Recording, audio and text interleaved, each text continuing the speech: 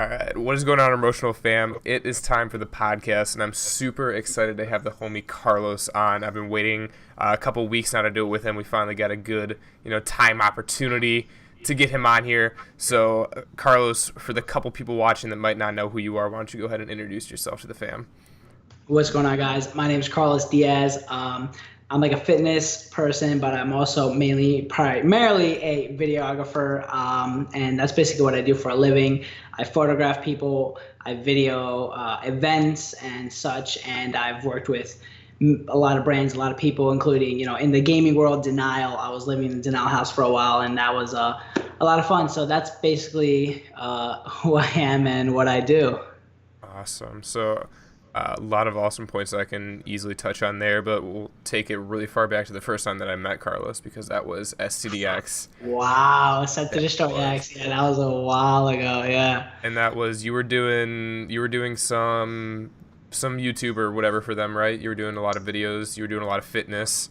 Your Yeah. own fitness So through them. basically, Charlie, shout out to him. He's the CEO of SCDX. He, recruited me to do some like fitness stuff for SCDX because of, G Fuel. Hmm. Obviously G Fuel being a very big brand and them being huge in the fitness space.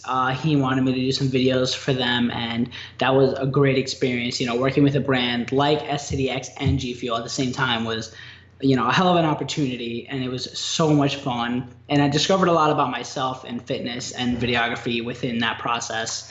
And that's basically kind of how it all started, how we met in SCDX. You were, killing it with the pro game, and I was just doing some streaming and YouTube videos for them. So that's basically, how we met, and we grew close ever since then. All right, hell yeah.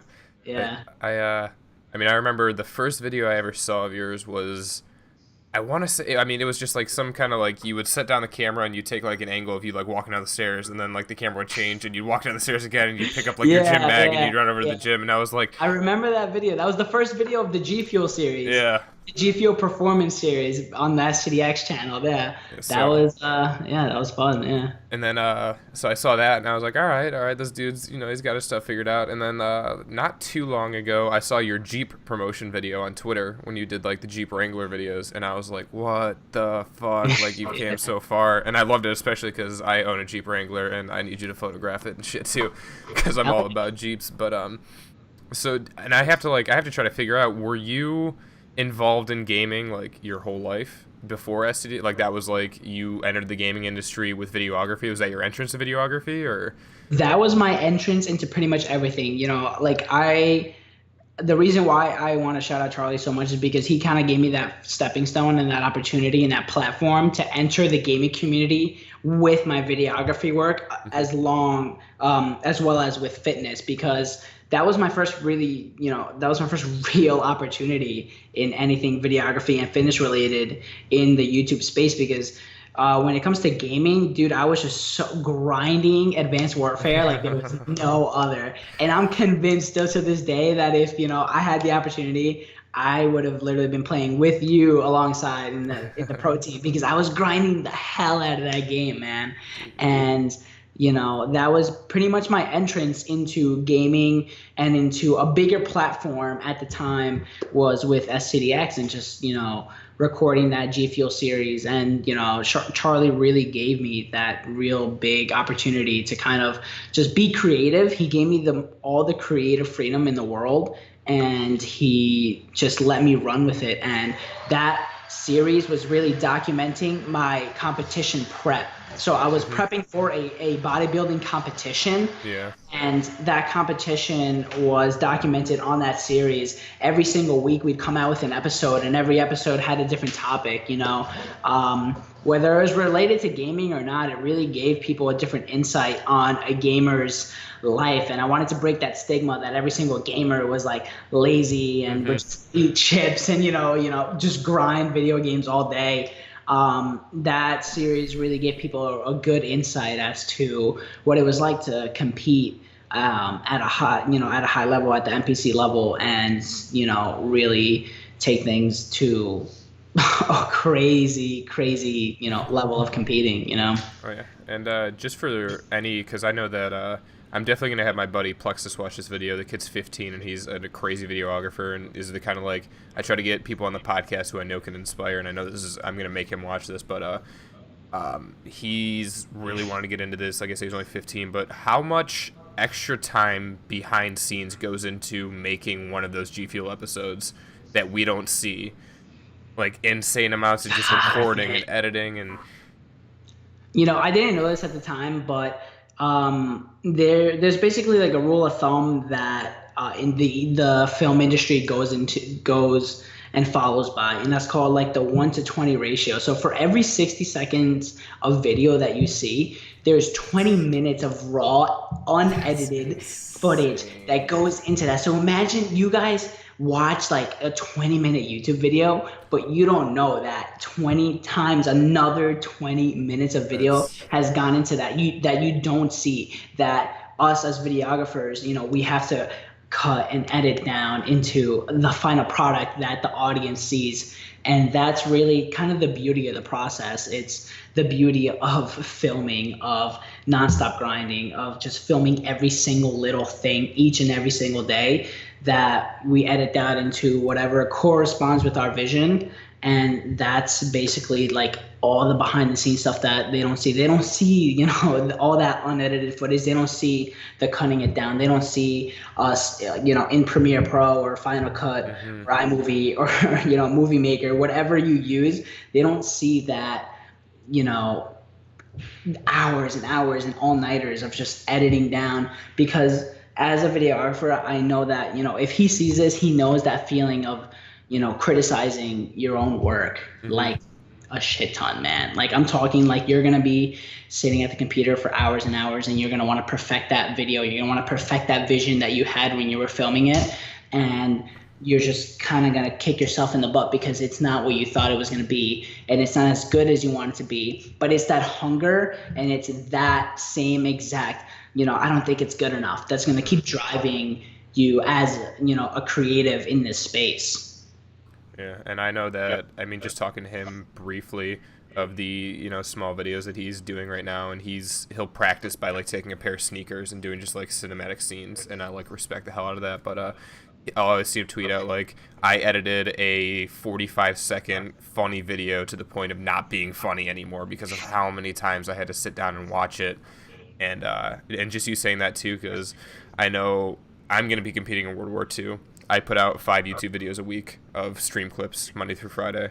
Saturdays are my podcast, and Sundays are vlogs. And I've been actually getting into a groove of trying to take my vlog outside of, my PC setup. And, like, I think I brought it in. I bought this awesome tripod for my iPhone that I can, like, bend it around and shit. Yeah. So I was, like, super hyped about that. But I'm still to the point where I'm recording my vlogs for, like, 5 minutes of raw footage without editing yet. And I still don't have the barrier broken of just not caring what people think when I'm recording in public. And I don't know how to break that. What's your advice for that? When you're out in public and you're at the gym and you're recording yourself, what do you have to, like, mentally tell yourself, like, I don't care what they're thinking of me because I'm doing this for my channel? Or dude, honestly, it's kind of being wired in a certain way of just saying I don't give a single flying fuck about what people are thinking about me. Yes. And it's really just building up that confidence, because I was in that position. I was in that position when I was, when I started out on a little GoPro, I would place that GoPro in the fucking corner of the gym, in the crevices of the machines, because I didn't want people to see that I was recording.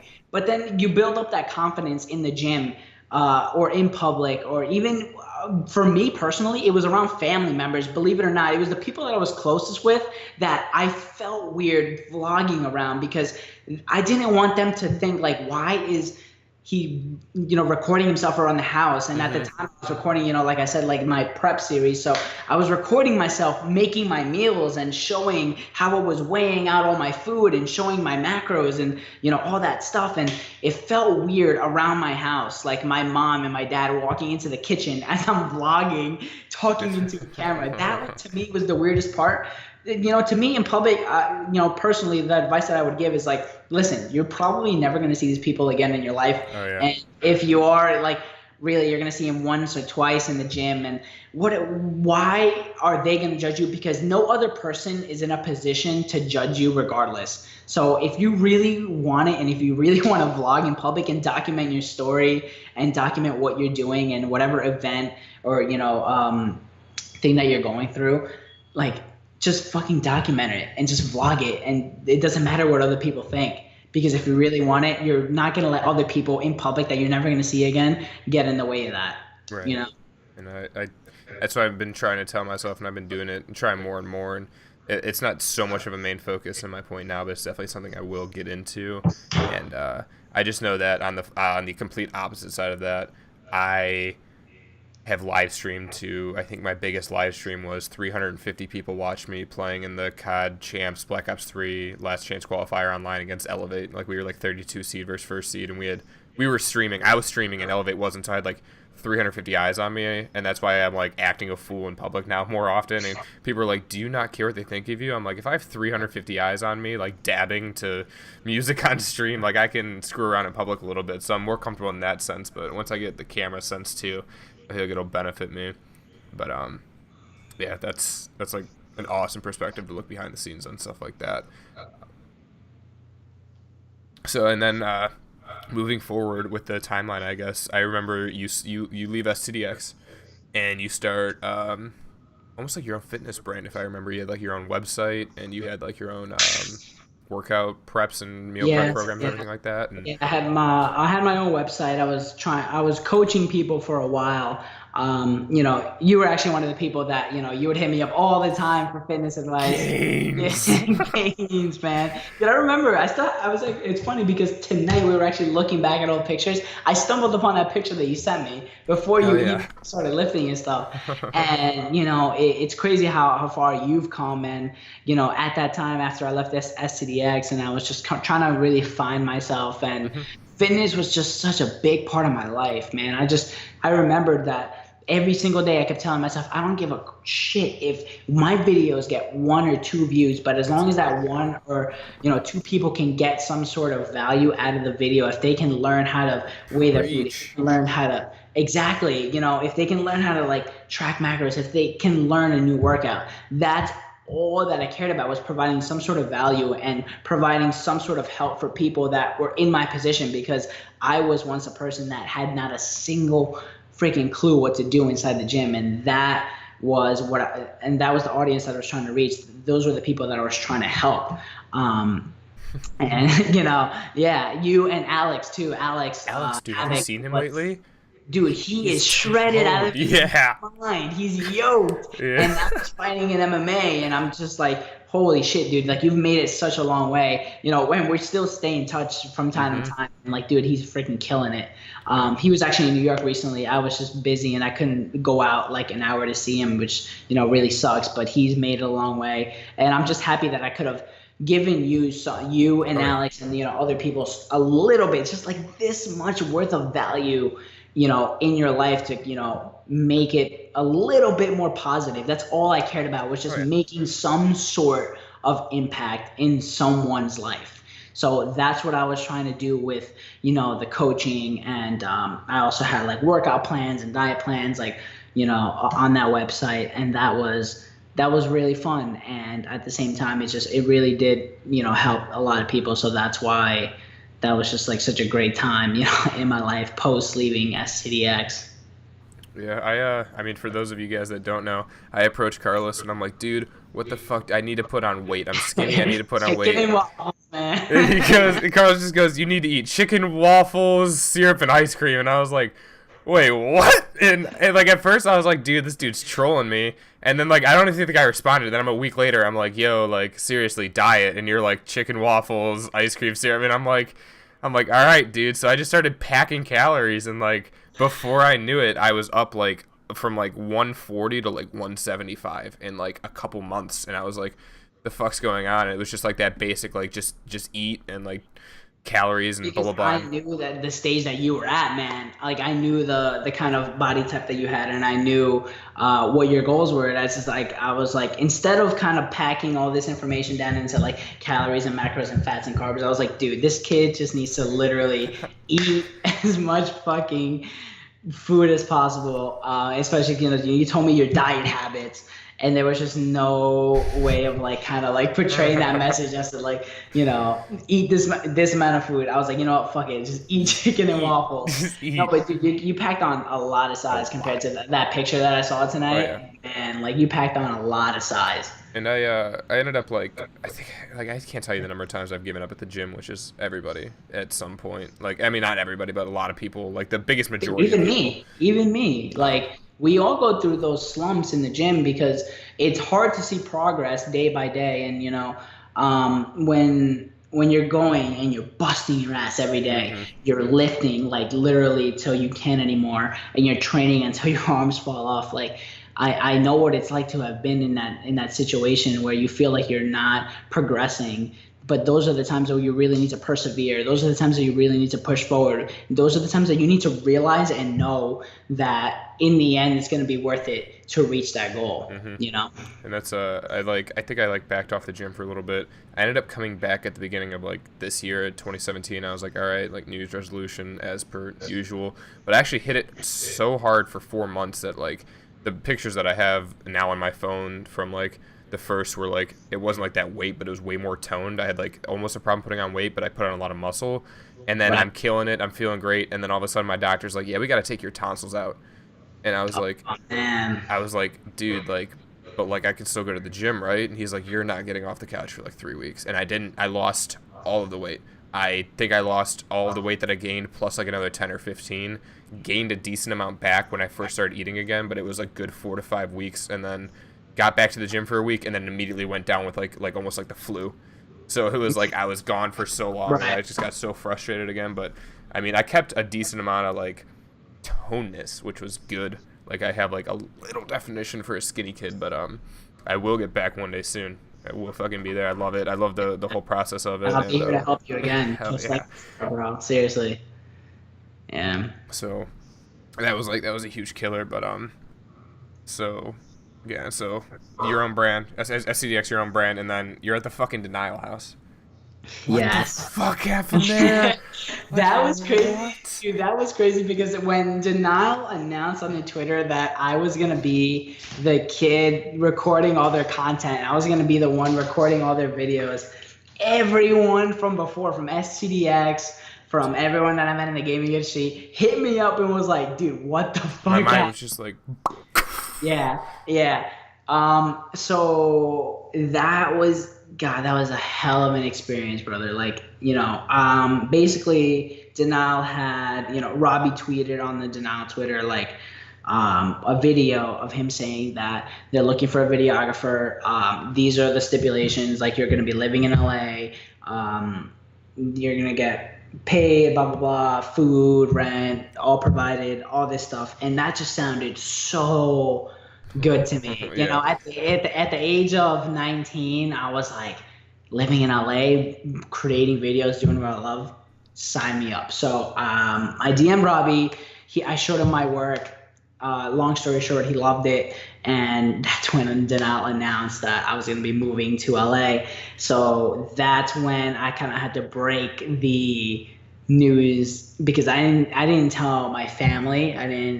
I told my girlfriend at the time. I told her, I was like, listen, like I have a really big opportunity in LA to pursue something that I love and to be with an organization that's so reputable and so big in this industry. Hmm. And she was all for it. She was nothing but supportive, and I appreciate every single moment of that. And I kind of broke the news to my parents, and they were like, "What the hell? We just thought this was kind of like a hobby, and Right. like you recording yourself and doing these things." Yeah, man, it all happened so quick. Literally, I got announced about like a month later. I found myself on a plane from New York to LA. That was the first time. Like, listen, this was even the first time that I was on a plane by myself without my mother. So I get to the house. I meet everyone. Everyone's great. Ray, he's the co-owner of Denial now. He was a CFO at the time, and I met the entire CS:GO team. I was living in the CS:GO house, creating content for them. Flowsick, XP3, Anger, Maxi, Fates. They were just like the greatest group of guys that I've, ever met in the gaming industry. They were just super nice. Like when I tell you, like, welcome me with open arms, super, super nice. I had a ton of fun in that house, and I was there for 2 weeks. We did 14 videos in 2 weeks. So a Nice. video a day. Nice. It's so hard to do. No one gets that shit. It's Oh so my hard. God, it was an absolute grind, Oh yeah. an absolute grind. And so then I came home because it was around Christmas time. So I came home for Christmas. I obviously spent time with my family, my girlfriend, and everyone. And then came right around the first week of the new year of 2017. I came back, and that's where really I kind of had time to settle in. My entire setup was shipped over there. And I kind of just had to adjust, right? I didn't have a car over there because obviously my car was here in New York, and I was just living each and every single day, like, what can I do today to bring value to this organization? What can I do today to bring something different, content-wise? Because obviously Optic at the time was coming out with Vision, and I was like, I know deep down inside of me, like I can do a lot better than that. Not ripping on Optic or anything. I just knew that I had so much potential to create some amazing content for Denial. And I feel like for my situation, for my financial situation, and for the equipment that I had and everything, I felt like I did that. I felt like I created some kick-ass content that I look back at and I was super proud of, because I pushed the boundaries creatively. And that was just, a hell of an experience. And then came second week of February, I got an opportunity here to film back in New York. I got an opportunity to film a pilot that I just couldn't say no to. And that's pretty much the reason why I came back. And now I am a co-owner of a marketing company, and I work in a TV network, and I'm partnered with a production company. So it keeps me very, very busy. Oh, I'm sure. And it's just the experience of being there in the townhouse was a hell of an experience. Oh yeah. And you got, I mean, that's on your resume forever. And I mean, there's so much to even just branch off of that conversation. So, I mean, for me, when you talk about, like, you told your parents that, like, they realized this wasn't just a hobby. My mom came in here the other day, and, like, she knows I live stream and play video games, but she's like, wait, you have a YouTube channel? And I'm like, yeah, Mom, like, I do stuff, like, 200 subs almost. Like, anyways, but it's kind of like, I finally realized that if I really want to, like, gun for this and take it seriously, because this is, like, what I finally determined I want to do. I'm not, like, college material in any way. That's not my path. I don't want, like, some job that I hate going to every day. I don't know if you know Shoddy in the community. Yes, Yeah. He coached the Panda COD team to champs last year in Black Ops 3, and he's been playing COD for, like, years. He knows the industry well. He's been in networking with a lot of owners and sponsors and everything. He knows a lot. He gives me really good insight. He coaches me in COD. He was like, listen, like, I see myself in you. I want to give you an opportunity. I want you to come live with me. Just straight up from, like, Ohio to Indiana. It was only like 4 hours away, and I'm getting ready to do it in January. Just go out there, move my setup, move my bed, and take my car, and that's it. And just grind out YouTube videos with him. Try to get, like, an in-person podcast with him.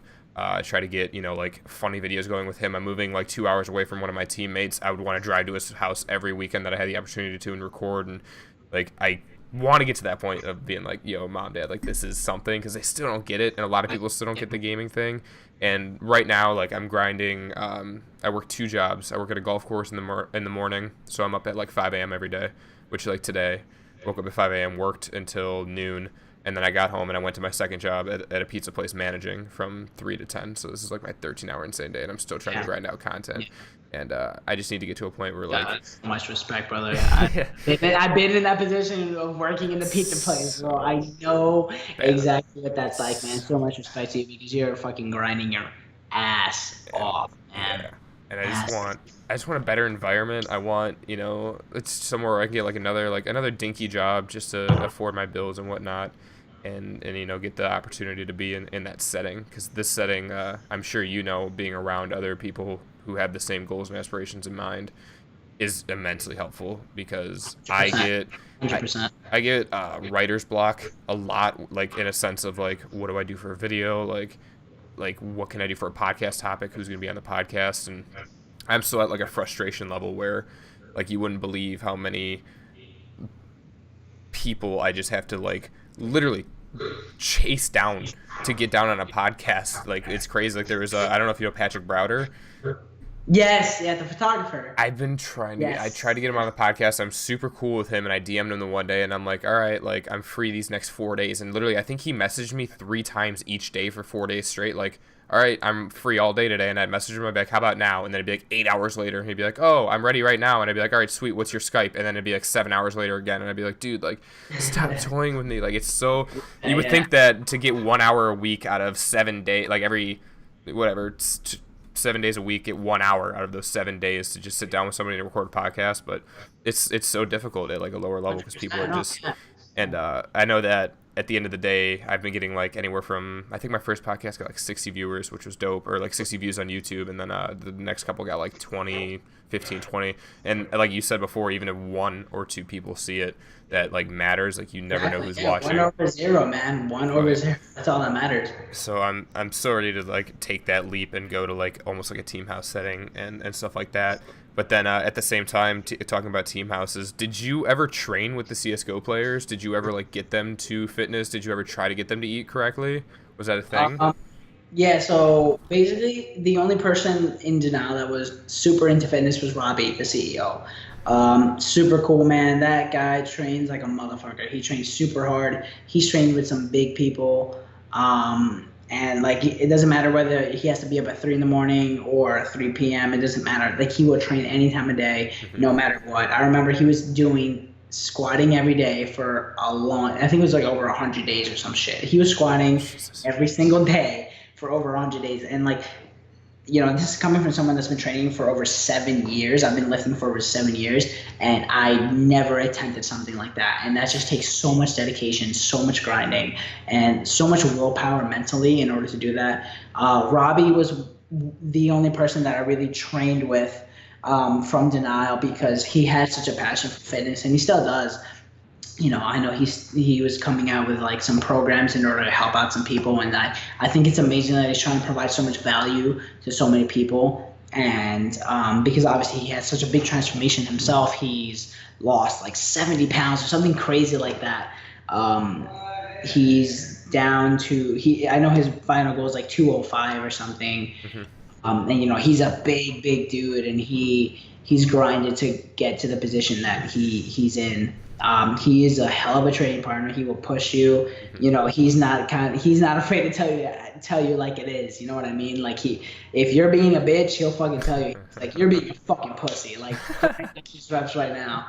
And I love that. And I love that 100%. You know, Robbie was a great training partner. Whenever he would fly to the LA house, to the CS:GO house, we would always train every single day. Other than that, as far as, you know, training like the CS:GO guys, it's not that they didn't show interest in it. You know, it just comes down to prioritizing what you want to do. So basically, they would grind 8 to 12 hours a day, just grinding CS. You know, scrims, and then when they had a match, like I would have to document that. So it just wasn't fitting for them at the moment. But I know that if they really put their minds to it, they could have, you know, really fucking grinded and got up maybe just an hour earlier and then trained with me, because I would go in the morning. I would literally ride. So XP3, his wife Emily lived in the house, and I would ride her longboard to the gym because I didn't have my car.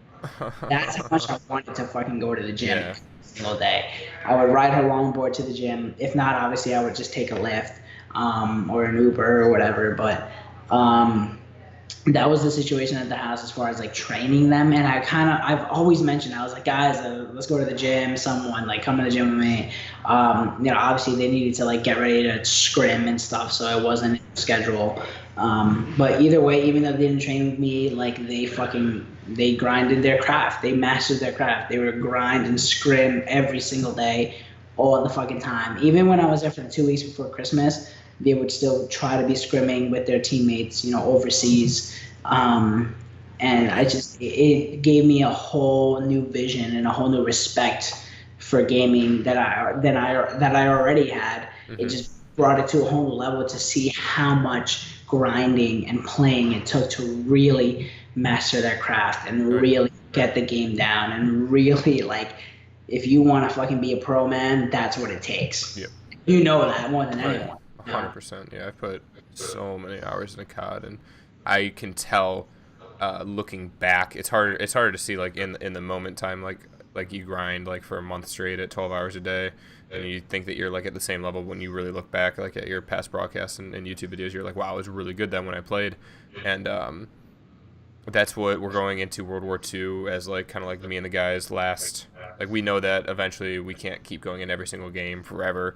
We will really want to like grind down on a game, so everyone fix their schedules to the point where we can all play like 6 nights a week, and even the nights that people work, we're playing afterwards, and we're watching film and stuff like that. I understand that 1,000,000,000%, and I know CS:GO is so much harder than Call of Duty, because Call of Duty is That learning curve, man, from Call of Duty so to insane. CS. Yeah. They taught me a few tricks. Like Mhm. they taught me some nade spots. They taught me some It's plays. so crazy. Because CS to me is like so much fun. It's Mhm. obviously more of a hobby because after seeing actual pro players and living with pro players, Yeah. you realize how much it takes to get pro. And like I love the game as a hobby. I love the game because it's so much fun. But I could never go pro in that, and Oh. they taught me so much. And like that was a lot of fun. Is playing with them, and then they obviously ranked me up to Nova too because I was a silver because I would play with them in ranked play, and they just Jeez. ranked me the fuck Oh yeah. up. Yeah, Yeah, I mean that's basically like in a sense what Courage does. Like if you know the podcaster Courage, he yeah, of course, yeah, courage, he yeah. watches so much Call of Duty that like it just got to a point where he finally picked it up, and he was actually like on one of the pro teams revealing the World War II multiplayer, like with like JCap and like attach and stuff like that. And I mean he was hanging and doing better than pro players because of just like the association with the game, and like Yeah, and he has so much knowledge, oh yeah. And now He sees it every day. and he literally took that, and now he's a huge Twitch streamer. He hit like 50,000 YouTube subs super quick because he's doing YouTube now, and he's a Yeah. master of all of that. Um, and that's like in a sense like what you were talking about, like CS:GO. Like I'm sure like you picked up enough to be just by association of watching for so long, and I think that's like inevitably like amazing because I can sit down and watch CS:GO all day, like from a casting level, and not pick up on it. But when you're literally like watching POVs all day, it's almost like watching film. Yeah, And yeah, but so it's like it's kind of unfortunate that you didn't get to stream with the CS:GO guys, because like I always wanted to know if I was just either in my own head thinking about this, or if this is like, I'm sure it has to be a real thing, but I think that in the future, maybe not this year or next, but the year after, I could see when organizations get really big that they might pick up a fitness guy to help train their team, because I know when I'm eating really well, when I am getting that exercise and I'm out of my chair, that I am mentally more focused. I'm not like tired and fatigued because I'm crashing on sugar. Like when I'm like actually like not just eating chips and carbs all day, and I'm actually getting like real diet. Do you think that helps at a competing level when you're training like that? 100%. Okay. And because when you're eating good and you feel good and you look good, everything else just falls into place, Oh yeah. man. When your nutrition's on point, your mental awareness is just 10 times more on point as if compared to if you ate a burger right before a match, right? Mhm. I'm pretty sure Killa or someone said like burger aim, like they had a burger before a match and Mhm. their aim was shit. Because if you're eating like shit, you're gonna feel like shit, and that's just the bottom line, right? And as far as your point, as like organizations hiring a trainer, like I wish that was kind of my case with Denal, but I was there to create content, Mhm. and I think that it would be great. It would be like a major competitive point. It would be a major advantage point for organizations if organizations would do that. If they would hire some sort of nutritionist, a registered dietitian, a trainer Mhm. to really push their players. I know Optic did the Red Bull training camp, and Oh they yeah. had someone at the house like telling them what to eat and what time to eat it and how much to eat, and then they would train and they would exercise, and that would translate and that would correlate directly to their brain chemistry into the game. So that's exactly why I think it's so important that these players stay on top of their nutrition and on top of their fitness and exercise in order to perform well at their craft, to perform well at their game. You Mm-hmm. know, that's why it's majorly important that right now that they do it on their own, and then once these organizations get as big as they're gonna get, because you know as well as anyone, Huge. this is going to be a huge mainstream outlet for a lot of brands. There's going to be more funding. Esports is only going to flourish more than it already has. And, once they get to that level, they're going to be hiring some top of the line professionals to really help their players perform at their best. Yeah, I'm really glad that was like an agreement point, because I know I wasn't crazy, and I just like, and even, I don't know if you know Yaki Boy. Do you know No, Yaki? Okay, no. so Yaki was actually an SCDX at a time, and he's a streamer, and competed in Call of Duty at one point, whatever. But he's in the army now, and doing a lot of stuff with that, and he keeps very busy. But I was talking to him, and I was like, yo, like, I want to get back into it, but the time and the same thing as the CS:GO players, like, I would rather put 8 hours into Call of Duty than 7 hours an hour at the gym. And he's like, well, every hour on the hour, do 25 push-ups and 25 sit-ups. And he's like, you'll feel amazing because you're just getting blood glow. And I'm like, God damn it. Like, now I have no excuse not to just, like, get down on the floor. Of course, yeah. There is never an excuse. Yeah, and ever. when I was in Panda as a streamer for a while, that's when I really got into the fitness, and I was ready to do a lot of YouTube for it. And Panda was ready to hit up, like, some very small protein bar companies to try to get sponsored with them and stuff like that. And it was, like, going to be me and some other guy, and he was already ripped, and I was going to get ripped. Like, that was the goal. But I was doing every Twitch follow I got, I would do 10 push-ups, which was insane because I ended up getting like 14 followers the first day. Wow. Hadn't gone to the gym, and I was like trying to do 140 push-ups, and I was like, all right, we're going to do 5, and we're going to breathe, and then we're going to do 5 more. And it was like an amazing way to gain followers, number one. But number two, I could see that being like, it was really fun because number one, I got a lot of other people doing it, but it's just kind of like promoting, don't just sit there in your chair. Like, yeah. Yeah, and relaying that message that there is no excuse. That to me, like when you're doing that, like push-ups followers, that to me is the most important message, is that there is no excuse, man. I hate that excuse more than anything, is that I don't have time excuse. I'm too tired excuse. God damn it, that is the most irrelevant, most putrid, most toxic, like excuse I've ever heard in my life. I literally cringe whenever I hear that excuse. Like, I don't have time to work out. I don't have time to go to the gym. I don't have time to do any sort of physical activity or exercise. Mm-hmm. Like, listen, motherfucker, yes, you do. Like, you get up at 5 in the morning. You can get up at 3 if you really fucking wanted it. Or if you're in between jobs, you can take 45 minutes out of your day to do some sort of physical activity, whether it's walk on the treadmill, get on the freaking elliptical, Stairmaster, literally do curls for 45 minutes, whatever the hell it is, do some sort of physical activity. Right. That's what matters, because it's going to matter more when you do something than you're doing absolutely zero. So that whole I don't have time excuse, I'm so glad that you brought that up, because that's one of the most things that I'm like super passionate about, is like when people tell me that, God damn it, I go off on them. I don't know who you are, whether you're my little brother or my friend or just a client. Yeah. I will go off if you say I don't have time to exercise. I don't have time to go to the gym. And obviously you've made so many sacrifices and you've made time. Mm-hmm. And that's the thing that, is like super admirable, and that, you have to tell your followers, like, listen, I'm doing this. I'm grinding out this much content. I work 2 fucking jobs and I still make time. Right. And that's, and at the very least, like, after all of that, and then you still come up with an excuse, like, how about eating better? Because that's still like a step in the right direction. There's like, yeah, there's absolutely no excuse. And I'm in an industry where, I'm doing, I'm an entertainer on Twitch and YouTube. I am a competitor in the Call of Duty scene, and then whatever else I do in my life, I hate excuses to the point where, like, this is what I feel like will be another reason why I'm going to succeed, is because I don't have any more excuses. But when you look at like smaller streamers, they'll be like, oh, I'll never make it as a streamer because I'm not a female with tits and I can't pull viewers like that. And I'll be like, how about like grinding every single day, 8 hours a day streaming, because inevitably you're gonna, like, it's not possible to not gain followers and stuff like that when you're playing that much. Like, it'll come. It's like patience. People don't have it.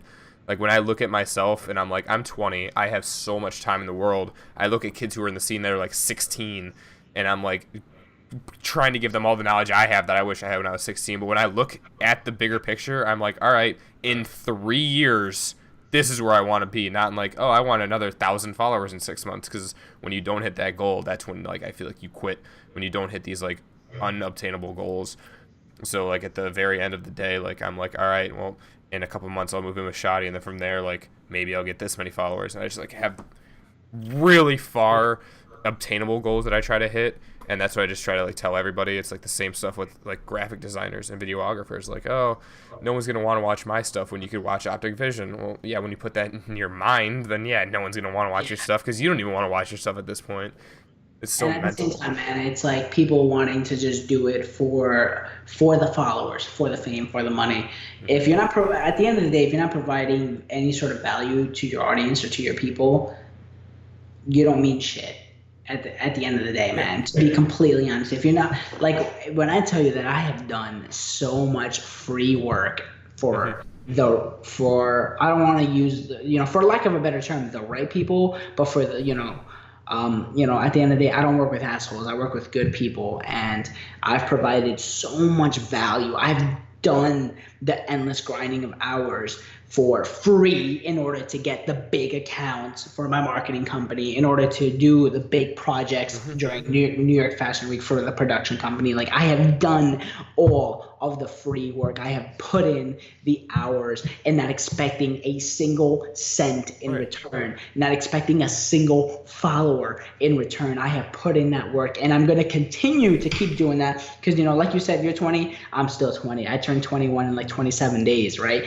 I'm still young as fuck, so I will, so I will continue to have that mentality of providing value to every single person that I can. I will continue to keep helping people around me get to the point where they want to get, so I can get to the point where they want to get in order to get to that ultimate goal, which is, obviously like financial freedom. Then the money comes racking in, because as soon as you stop caring about the money, as soon as you stop caring about the followers on Twitch, as soon as you stop caring about the followers on Instagram, then the money comes in. It's funny how it works, It's funny like how as soon as you start caring about the value that you're providing for people, as soon as you start not giving a single shit about the followers and just doing what you love and you're passionate about and providing that value, then that's when it translates to dollars. And I learned that in so many different ways, because I would rather eat shit now for the next 5 to 10 years and know that in 15 years I'm going to be in that position, It is the same thought process. It's like, it's more insane that you bring that up right now, because this past Saturday, a couple days ago, I did a 24-hour charity stream for an organization called Game for Autism. I did it with my friend Matt, who's he's my teammate, but he's kind of newer to streaming, so his viewership wasn't like as much as mine, but he raised just as much money. We raised $250 together for this organization. Amazing. And it was a blast. It was some of the hardest one of the hardest things I've ever had to do is like in between the hours of like 6 in the morning to like 10 in the morning, when there's nobody in the stream, when you're tired out of your mind, when the sun's not out anymore, whatever, and you just keep going, and then the last like 2 hours when you're just like loopy because you're craving sleep. But I sat down and I was like, $250, like that's awesome. Like I went to bed, or like I got off and I got food really quick. I came back and I looked at my channel. I'm like, holy shit, I got 100 new followers. That wasn't even the goal. The goal was money. I'm like, let me get this money for the organization, and then like I'll have fun streaming, and then boom, there were all the followers. And I was like, that's it. Like just keep doing stuff where you don't care about the followers. It's like insane that you were to say that, because that's where I've been in Twitch for the longest time until I got my sub button. And I remember I saw like my first $100 in the first month that I had my sub button, which was like phenomenal, because for the last year before that I had no sub button, and I relied on the donations from like my friends to keep me motivated. But it's literally eat shit now, like live like no one else now, so you can live like no one else later. And people don't want to eat shit now. People don't want to fucking get 4 hours of sleep now and be fucking tired as fuck in the morning. And no one wants that. No one's like, and that's the same thing with like working for free. When you're putting out, I'll put out, if anybody comes to my stream, they ask me, how do I become a famous streamer, a big streamer? And I can give them every tool. I know that like giving all my information away for free and like not writing a book about it or trying to like get famous on YouTube on it and just giving it to people for free, like no one's gonna do it. Like 99% Yeah, of people won't do it. exactly.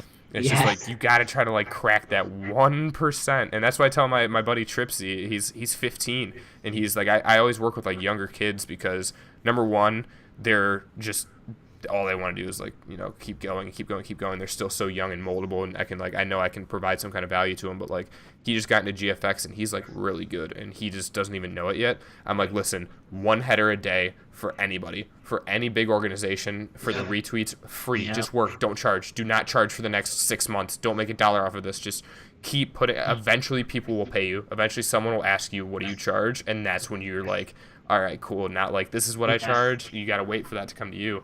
And I keep telling this kid, man. That's perfect. Yeah. I mean, I remember when people first started asking me, like, what do you charge? Bro, I would charge like $50 for an Instagram promo video. Now I'm charging upwards to $500 for 60 seconds worth of a video. So that just goes to show you how, and I don't say that in a cocky way. Like, I never reveal numbers and shit like that. But like, I say that because, dude, like, you understand, and I hope Tripsy understands, like, you just have to fucking eat shit. You have to do all the work. You have to provide all the value in the world and create so much leverage for yourself until you can finally, like, hit them in the fucking jaw with your price. You know what I mean? Like, not in a bad way, but just charge them what you're worth. Charge them, you know, don't fucking undervalue yourself and don't undersell yourself. But in the beginning, that's just what it takes. And there's so many people that are just not willing to go through that, man. Like, dude, I was doing so much work for, it's so much undervalued. I was doing weddings for $500 and people were charging 10 grand for weddings. So that just shows you, like, oh, you're gonna say like, oh, you were making $500 in a day. Like, well, listen, motherfucker, my competitors were making 10 grand in a day for the same amount, if not more, work than what I was doing. You know, because that's just what it takes. And I'm so happy that we're in agreement in that point. And I just hope that anyone watching this, man, can understand that. Is that you just have to put in the work, and there's no substitute for that. Zero. There's no fucking shortcuts. There's no secrets. There's no, oh, how do I get big? How do I gain followers? Like, what's the formula? There is no fucking formula. It's put in the work. Do people want those people, like, I always thought, like, when I was streaming, I'm like, all I need is for one time for a big streamer to host my stream, and that's it. I made it. That 50 followers is going to be there forever. And then I remember the first day it happened. I was streaming one day, and so I think it was like a S&D player dropped like 45 viewers on my stream. I got like 8 followers. I was living the dream. The next day I turned on my stream. I was at me and Nightbot in the stream. I was like, what happened? Where's my fame? And like, that was like the hit me. And I go into work all the time, and they'll be like, dude, you look so tired. And I'm like, yeah, I streamed for like 9 hours last night. And they're like, what'd you gain? I was like, 2 new followers. And they're like, why do you do that? I'm like, because you have to. Like, that's what you got to do. Yeah. Dude, actually, I remember, it's funny you bring that up because I remember when you were doing wagers with, oh my God, I can't believe I'm blacking out right now. What game? What game? Freaking, oh my God, I'm sorry. Sharp. Yes. I remember you doing wagers with Sharp, and I was on Twitter, and you were like, at Sharp, like, invite me, and I was like, what? I was like, the fuck, my homie Ray was doing wagers with Sharp? That was crazy. I remember that, yeah, and like how'd you feel when you were doing wagers with Sharp? Because like I was fucking grinding the fuck out of that game too, and you know, when I saw that you were doing wagers with Sharp, I was just playing with like my hometown boys that were, you know, semi good at the game. They're probably better than me, but like, you know, how'd that feel, bro? Because like you got to that point where you were doing wagers with a fucking fucking big person in the gaming industry. The story behind that is I realized last year how I got into Panda is just networking. Like, there's nothing better you can do than going to an event and shaking people's hands and introducing yourself and just like showing people Marco, not Remo. And you know, when you break that internet persona and you get to know people in person, that's when stuff starts happening. I bought somebody, an organization owner, Starbucks at an event one time, and he straight DM'd me like a week later, like, can I fund your COD team? And I was like, that's all it takes. Like those little things, like as crazy as it sounds. But I went to a little local event all the way down in Kentucky. It was like 6 hours away in AW, and basically, and Sharp was there because it was like an hour from his house. He was trying to win, like he won the event to get like the extra money, but he wanted G Fuel, and he didn't have G Fuel on him, and I had a full tub, and I'm like, what's good, dude? Like, my name's Remo type deal. And I ended up talking to him the whole weekend. The whole team was. I didn't even know really who Sharp was before. I never watched his videos. And he gave me like a follow 5 on Twitter, and I like lost my mind. But then I went to a major like a month later at Dallas, and he tweeted at me. He goes, "Yo, come down to the venue," and he replaced a full tub of G Fuel for me. And I was like, damn, like that's fucking dope. So then that's what ended up happening was I would tweet him every now and again, like, let's play wagers, and he'd either favorite it or say like some other time we were full. But then that one time I was in the middle of scrims, and he tweeted back like, yo, like DM me or Skype. And I just looked at the team, I'm like, guys, I gotta go. Like middle of the scrim, and I was like, we need to end this. Like Sharp's trying to play wagers with me. I played with Chino. I was playing with who else was in that group?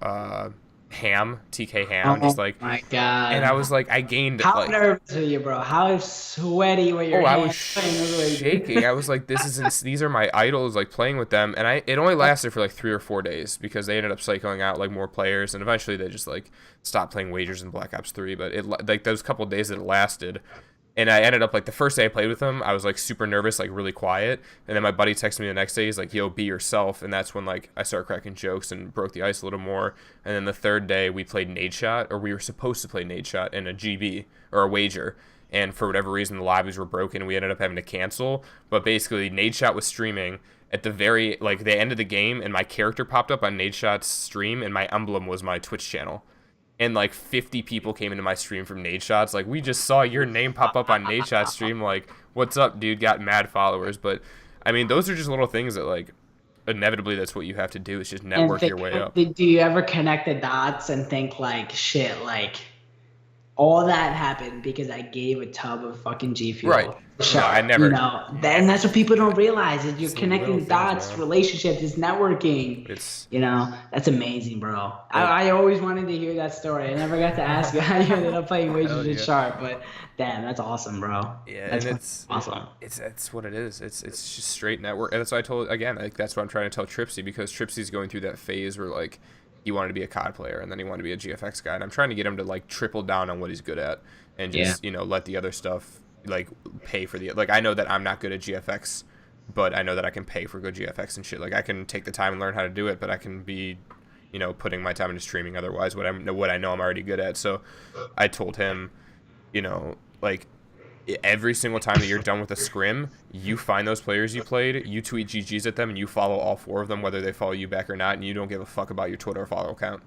And he's like, inevitably, like within like a week he had like 70 new followers. He's like, I networked so much today. And then like when he's a GFX artist, I'm like, you need to literally favorite, like, and comment on everybody's fucking shit that they're putting out and all their content, and just like let them know that you're watching. And then inevitably you're gonna get into a Skype call with them and you're gonna work with them, and then you guys are gonna do some shit together. And I'm like, network, Tripsy, fucking do it, man. You're so young, you have all the time in the world, you don't have a job, you don't have a carrot, you don't have bills, like go. You're in high school, like, if I knew this back a then. final coming up at the end of the year is your biggest fucking problem.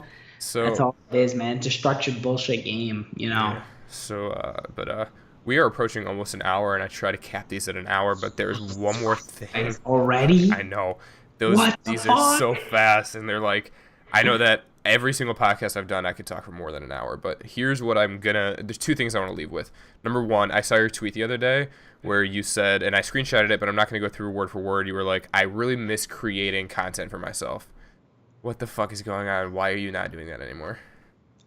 So, basically, man, it just comes down to right now I'm at a point financially where I can't afford to do things just for myself, because I've created some fucking amazing networks, and, I'm partnering with so many businesses and brands and influencers, and I need to prioritize that first in order to kind of keep going, and I just see it as I need to do some shit now that I don't want to do in order to get to the point where I want to be at. Yeah.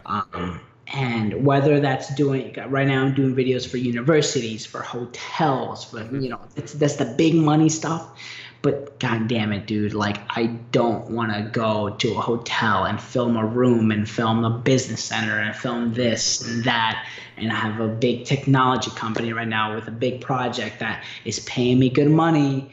But at the same time, it's not what I wake up and I'm like, shit, I can't wait to edit that. But that's only right now. I know that that's just me eating shit right now. I know that that's me in the dirt right now. I'm super grateful for the opportunities. Don't get me wrong. Don't sound like I'm ungrateful for it, and I don't, and I don't thank God for it every day. But dude, it's just like, it's not where the passion lies, That's kind of what that tweet was about. It's like, damn it, I miss making vlogs. I miss documenting something. I miss making videos just for myself because I want to, because I got a killer shot. I got a killer drone picture and a drone shot, and I want to edit it so bad. I miss the times where I would go to a shoot and I can't wait. Like I'm in the car and I'm like, fuck, I cannot wait to edit this.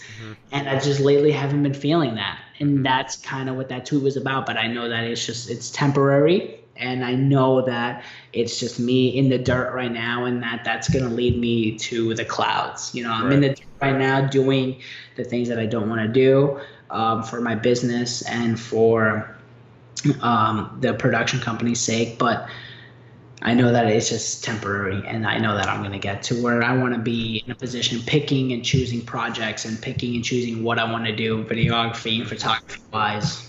For right now. So that's basically what that tweet was about, I completely understand that. And I was always thinking, like, if I could, what I love to do now that I didn't do before is, I know that in my last podcast I had my buddy Matt, who's my teammate, and then this girl that we know in our organization, her name's Goldie, and she was like, oh, I really want to do YouTube, but like I don't know what to do, blah blah blah. And I was like, all right. And I sat there for a second, and she's like, oh, by the way, I've been going to Goodwill lately, and I've been buying clothes there, and then I bedazzle them out and I make them look really cool, like they're not from Goodwill.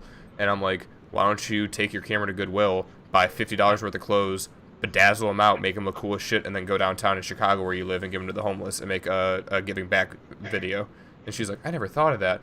So if I can do anything, like give any insight or anything maybe you could take from this, is I've always wanted to see like a videographer do a video like what's in my bag, behind the scenes on shoots, do vlogs and stuff like that. You can do like, this is the camera lens I'm using, this is what it costs, this is what it does, here's what the effects look like. Yeah, I'd love to see that shit from you when you can do it. Like do a what's in my fucking bag video and just like lay everything out, put it in your bag, go to the shoot, like, all right, we're midway through shooting right now, and here's the Jeep Wrangler that I'm shooting, blah, blah, blah, and like in that like 10-minute break you have or whatever you can do. Like, I know, I want to see that shit. Like you're 110% correct, 110% right, and I could do that, and it's just basically it's all on me, it's all like my fault. I'm not documenting this part of my life. I'm not documenting this part of my journey where I'm like, just like not into it and I'm struggling, and then I know that one day that it's gonna pay off, and it's really just my fault for not documenting that. But I mean, even what you said, like if you're needing to do this now and you don't have that time, like you're not gonna lose anything by not doing it, but eventually you'll be able to gain more. But I understand that completely, like for sure. Like do what you know is working and what you know is in your head and your process. But if you do get to the point where you can do that shit, like I'm gonna fucking like every fucking video and thank you, do man. all that shit for sure. So about an hour in, 2 minutes, shit. It's insane. So I'm going to. Here's what I'm going to leave the podcast with. I've been doing this. If anyone's still in the podcast and you're at this point, this is my favorite part of the podcast because Carlos has no idea what's about to happen. Carlos, you get to ask the podcast question of the day. Whatever you want to ask will be answered in the comments on YouTube, and we can pretend that there's 100,000 people watching, and you can do anything from what's your favorite color, or what do you want to see me shoot next, or what's your favorite thing you've ever seen. Whatever you want to ask to the people watching.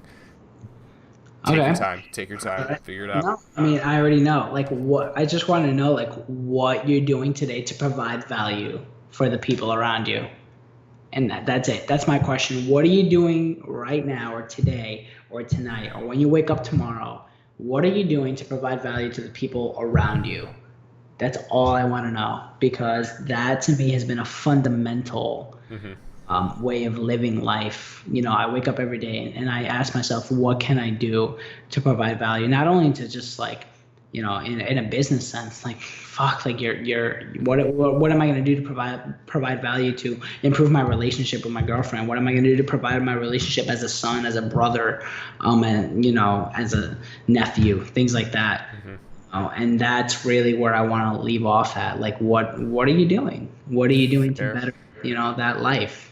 And I'll break the ice for everyone in the comments. What I'm doing is I'm fucking interacting with the youth of the community, and there is not one person who texts me that I don't text back when they ask for something. That's what I love to do. If someone's stuck, if they need advice, if they need graphics, if they need a connection, I rip my time apart and I drop what I'm doing to answer that text to, you know, figure out, even if I know that person's not going to end up doing it, if I tell them exactly what to do and I know they're not going to do it because I know their personality, I still do it. I still try and I still shoot. So that's what I'm doing every day. I try to mess with the youth and try to get them to see where like you and I are seeing right now. So comments, drop that shit, you know, make sure to like the video, guys. Make sure I'm gonna make sure that you link me all of your social medias, everything you want in the description of the video, so you get all the proper credit.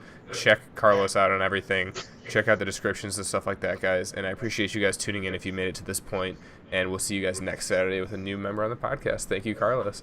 No, thank you, man. I appreciate you having me on here, man. This is a fucking blast. An hour has never gone by faster in my entire life. This is amazing. Make sure you fucking subscribe. Make sure you follow this man on Twitter, Instagram, everything. He is one of the fucking best interviewers I've ever fucking had the experience. And on top of that, bro, he's just an amazing, amazing guy. Everyone should check him out. So, Kind words. Thank you. I really appreciate the opportunity. All right, you too. Thank you guys so much.